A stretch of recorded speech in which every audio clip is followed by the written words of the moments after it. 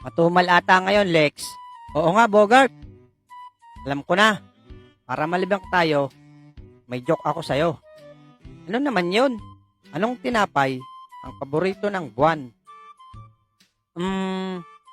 Ano? Edi, Munay at Mamun. Corny naman. Ako meron din. Anong tinapay ang masaya? Ano? Siyempre, edi, pandesal. Ako, corny din. Delivery po para kay Mang Rudy.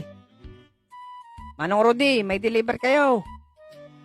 Ay, dumating din. Mukhang masarap yan Mang Rudy. Ano po yan? Panutsa ito. Masarap nga. Anot siya eh. Panutsa, hindi panutsa. Hahaha.